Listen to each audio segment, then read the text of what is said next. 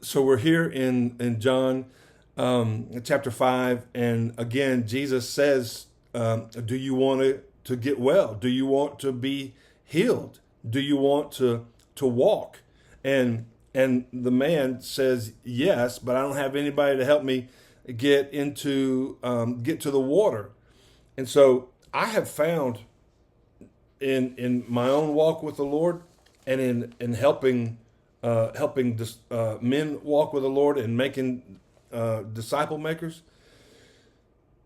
that we say we want to get well, but there's something in us that at the same time we're saying, but not really. What we really want to do is to have God's approval, Jesus's approval of our version of Him. What we really want is Jesus' approval of our sin. What we really want is to take a little bit of Jesus and keep our sin of choice and have Him approve that. So when Jesus says, "Do you want to get well?"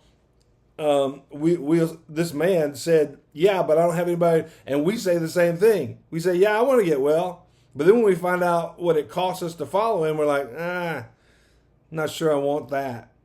But I'll take this amalgamation of Jesus, and I'll take these parts and put my own little Jesus together, and I want His approval. And that's usually the way it's done. Jesus comes to us, and He's saying, I want you to exchange. When He says, "Do you want to get well?" to this guy, He was talking physically. But we discover as we're following Jesus that we have to. I mean, if your faith is authentic, right? You haven't just started making up your own Jesus and your own religion. If your faith is authentic, you're gonna want to persevere. You're gonna push through what you don't understand, because you do understand that God is good and you've been forgiven of your sin and you're not going to hell. Now you're going to heaven. All right. So you're going to keep pushing through the things that you don't understand. One of the things that Jesus is saying when he comes to us is, I want to exchange your life for my life. And we're like, I like that. That sounds good. And we continue to follow until we find out what it costs, and then we balk and take a second look at whether or not we really want to. I've seen it more times than I could count, and experienced that myself in my own walk with the Lord. So Jesus comes to us, and he says, I want you to exchange your dirty water for clean living water that I'll give you.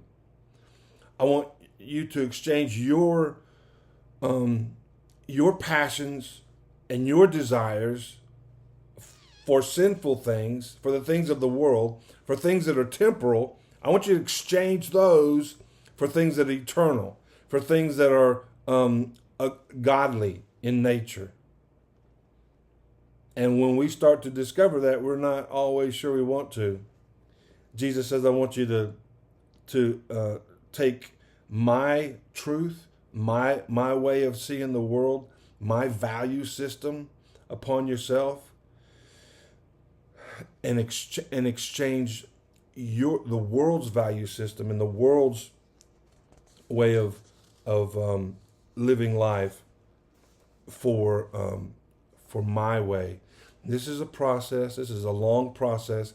And this is what Jesus calls us to do, to be involved in the life of men as they're discovering this, to be walking alongside them as they're following and as they're discovering this, as they're seeing this, and their eyes are being opened to what it really means to be, when Jesus said, "Follow me," and they continue to discover, and we're right there alongside them to help them say yes to this growth that God is doing in their life. So notice with this man, there's no sign of faith by this man in Jesus. Nothing is recorded there that said the man had great faith in Jesus. And so why did Jesus do this? Why did Jesus heal this man when this guy didn't acknowledge who Jesus was, or his greatness, or his majesty, or his love? Why did Jesus do this? And the answer is real simple. Just he had compassion. He had compassion for the man. And this is the exact opposite of today's progressive televangelists who make you feel guilty by saying, if you only had more faith. I've been told that. Maybe you need more faith. All right? So understand, when we read this story, here's a man who didn't acknowledge anything about Jesus' deity, or anything about his power and ability. And yet Jesus had compassion on him and healed him for that very fact right there, that he had compassion on him.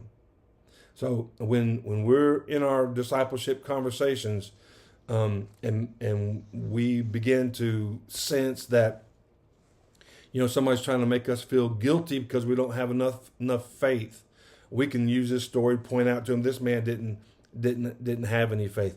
But listen, in all my traveling around the world to different places, there have been plenty of times when I was fearful and uncertain about a thing. Something went wrong, and either on the ground in the foreign land, or in a foreign airport in a foreign country. And it's not a good feeling, right? But the fact is, you press on, you continue, even though you have. And even before I left, there were places that I was going to go that I was apprehensive about. But you go anyway. You push through that. And so even if you don't have faith, even if you are a little bit fearful, you still obey God, and He honors that, and He is certainly worth that. And that is a good conversation to have in your disciple making.